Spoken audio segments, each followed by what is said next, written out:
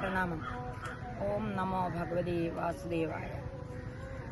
ദ്വാദശാക്ഷരി മന്ത്രത്തോടുകൂടി മഹാഗുരുക്കന്മാരുടെ പാദം നമസ്കരിച്ചുകൊണ്ട് ഗണപതിയെയും സരസ്വതിയെയും മാതാപിതാക്കളെയും ബഹുദിനങ്ങളെയൊക്കെ നമസ്കരിച്ചുകൊണ്ട് ഒരു ചെറിയ ശ്രമം നടത്തുക.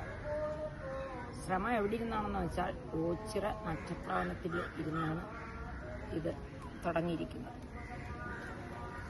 ഭാഗവതം ഒന്ന് പഠിക്കണമെന്ന് താല്പര്യമുള്ള ആൾക്കാർ ആവശ്യപ്പെട്ടിട്ടാണ്. ചെറിയ ആൾക്കാരൊന്നുമല്ല, എഞ്ചിനീയറും ഡോക്ടറും ഒക്കെ പറയുന്ന ശ്രീ മഹാഭാഗവതം ഒന്ന് പഠിക്കണമെന്ന്. അപ്പം പെട്ടെന്ന് സംസ്കൃത ഭാഗവതം പറഞ്ഞു കൊടുക്കാൻ പറ്റില്ല. അതുകൊണ്ട് മലയാളത്തിലെ തുഞ്ചത്ത് രാമാനുജൻ എഴുത്തച്ഛൻ എഴുതിയ ശ്രീ മഹാഭാഗവതം കേരള ഭാഷാഗാനം പ്രഥമ സ്കന്ധം ഞാൻ വായിക്കാൻ പോവുകയാണ്. വായിച്ച് കേട്ടെങ്കിൽ മാത്രമേ അതിൻ്റെ വഴി എങ്ങനെയാണെന്ന് നിങ്ങൾക്ക് കിട്ടുകയുള്ളൂ. പ്രഥമ സ്കന്ധം. ഹരിശ്രീ ഗണപതയേ നമ. വിഘ്നമസ്തു. കടമ്പവൃക്ഷമാണ് നക്ഷത്രവനങ്ങളിൽ ആദ്യത്തേത്. അതിൻ്റെ ചുവട്ടിലാണ് ഇരിക്കുന്നത്. പുറയിലാണ് മുള, ഫ്രണ്ടിൽ കടമ്പാണ്, നീലക്കടമ്പ്. ശൗനകാദി മഹർഷിമാർ യാഗം തുടങ്ങിയപ്പോൾ ശ്രീ വേദവ്യാസ ശിഷ്യനായ സൂത പൗരാണികനോട് ചോദിച്ചു, ആദിമൂല ശ്രീ പരമാനന്ദ സ്വതയിൽ നിന്ന് ആദരാലുണർന്ന് ഇഴിഞ്ഞീടിനോരു അമൃതവും പാനം ചെയ്തനുദിനം ആനന്ദിച്ചലസാദേ മാനസപത്മത്തിങ്കൾ വാഴും പൈങ്കിളിപ്പെണ്ണേ, മാനുഷഭാവം പഴുതായി കഴിഞ്ഞിടും മുമ്പേ മനസ്സം തെളിഞ്ഞ് ദിവ്യാനന്ദ സ്വാഭാവികം സാധിപ്പാനെളുതായ സാധനമേതെന്നുള്ളൂ. സാദരമതുബാലേ കാലേ ചൊല്ലെന്നോടിപ്പോൾ. ചൊല്ലുവാൻ അനേകമുണ്ട് ഓരോരോ മുനീന്ദ്രന്മാർ ചൊല്ലിയ വേദാന്ത സാരാദികൾ ബഹുവിധം.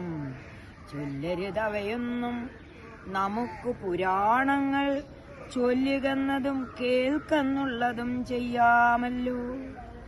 ചൊല്ലരും പുരാണങ്ങളുള്ളവയെല്ലാറ്റിലും നല്ലതു ഭാഗവതമെന്നല്ലോ ചൊല്ലിക്കേൾപ്പൂ. പത്മാദി പുരാണങ്ങളൊക്കെയും നന്നെങ്കിലും ആത്മതത്വത്തെ അറിഞ്ഞിടുവാൻ ഇതേ നല്ലു. ഓരോരോ ശാസ്ത്രങ്ങളിൽ മോക്ഷമാർഗങ്ങൾ ചൊന്നത് ഓരോന്നേ നിരൂപിച്ചാൽ എളുതല്ലിത്രയൊന്നും. ഓരോരോ ജനങ്ങൾക്കു മുക്തിമാർഗതത്വങ്ങൾ ഓരോരോ വിധമത്രേ കേവല സ്വഭാവങ്ങൾ എന്നതിൽ എല്ലാ വർണ്ണത്തിങ്കലും എല്ലാവർക്കും നന്നായി സാധിക്കാവോന്ന് എളുപ്പമുള്ളോന്നല്ലോ. എത്രയും എളുതായി മുക്തിയെ ലഭിക്കുന്ന ഭക്തിമാർഗത്തെ പ്രതിപാദിപ്പാൻ വേദവ്യാസൻ ഉത്തമ ശ്ലോക ചരിത്രങ്ങളും നാമങ്ങളും ഉദ്ധമധ്യാനങ്ങളും മിശ്രമായി വിശുദ്ധമായി ചമച്ചു ഭാഗവതം. അതിങ്കൽ നിരന്തരം രമിപ്പാനായിട്ടത്രേ മറ്റുള്ള കഥയെല്ലാം. അവിടെ ആദി ശ്ലോകം മംഗലാചരണമായി കവിനായകൻ പ്രയോഗിച്ചിതു വേദവ്യാസൻ. സർവജ്ഞനായി സർവജഗൽക്കാരണനായി സർവഭൂതങ്ങൾക്കെല്ലാം ജ്ഞാനദസ്വരൂപനായി അപരിച്ഛിന്നമായി പരമാനന്ദമായ പരമാത്മാവ് തന്നെ ധ്യാനിക്കായി വരേണമേ. ഇവിടം വരെ നമുക്കൊന്ന് ചിന്തിച്ചു നോക്കിയാലോ. അർത്ഥം അറിയാമെങ്കിൽ മാത്രമേ നമുക്ക് ഇതുകൊണ്ട് പ്രയോജനമുള്ളൂ. അർത്ഥം അല്പമെങ്കിലും ഗുരുമുഖത്തുനിന്ന് കിട്ടിക്കഴിഞ്ഞാൽ പിന്നെ പെട്ടെന്ന് ഇതങ്ങോട്ട് നമുക്ക് പാരായണം ചെയ്യാൻ പറ്റും. സന്ധ്യയല്ലേ എന്റെ മുന്നിലിരുന്നത് കേട്ടുകൊണ്ടിരിക്കുന്നത്. അതിനോട് തന്നെ പറയാം. ആദിമൂല ശ്രീ പരമാനന്ദ സ്വതയിൽ നിന്ന് ആ ആദിമൂല ശ്രീ പരമാനന്ദ സ്വത എന്തെന്ന് ഞാനൊന്ന് വിസ്തരിച്ചു തരാം കേട്ടോ.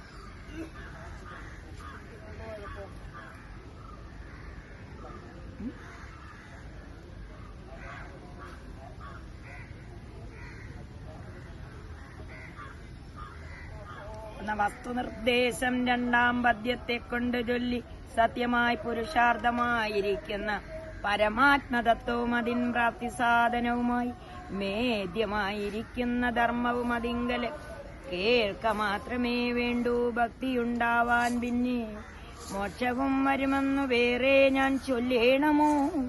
സുഖമേ സേവിച്ചിടും പ്രാമാണ്യവശന്താനം നിഗമമെന്ന മൂന്നാം പദ്യത്തെ കൊണ്ടു ചൊല്ലി വേദമായിടുന്നൊരു കൽപ്പക വൃക്ഷത്തിന്റെ മോദമാർന്നഴും ഫലമാദരപൂർവം ഭക്ത്യാ വീണിതു സുഖമുഖത്തിങ്കൽ നിന്നുടൻ ഭുവി ആനന്ദം വരുമാറ് പീയൂഷദ്രവത്തോടും.